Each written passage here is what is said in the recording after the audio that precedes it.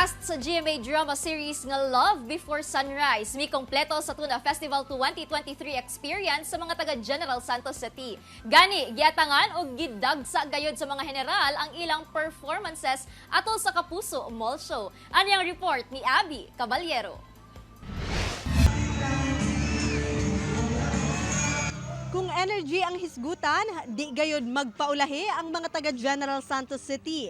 Gani atul sa Kapuso Mall Show, makabungog ang pagpakita og suporta sa mga general ngadto sa cast sa bagong drama series sa GMA nga Love Before Sunrise.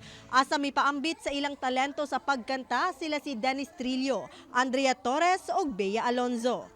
Gikilig ang fans dihang nag-perform na si Dennis ug halos dili na gayod mahimutang ang kadaghanan dihang miduol siya kanila.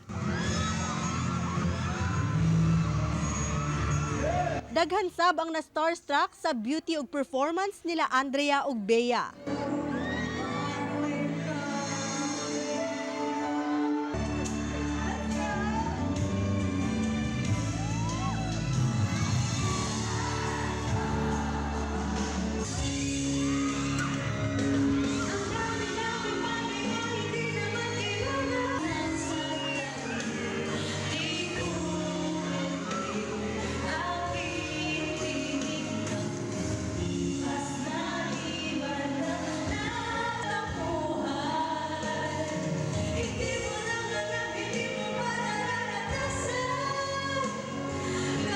Pipila na sa matod pa kahigayon nakabisita sa Jansan sila si Andrea ug Bea.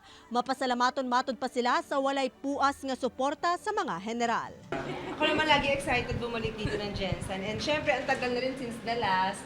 So nakakatuwa na ganun pa rin sila, very warm and Tuna Festival pa. So thank you so much. Nag-enjoy ako kanina. Sobrang init talaga ng pagtanggap nila. And na-miss ko rin pumunta dito sa Jensen kasi I remember yung huling balik ko dito, parang before the pandemic.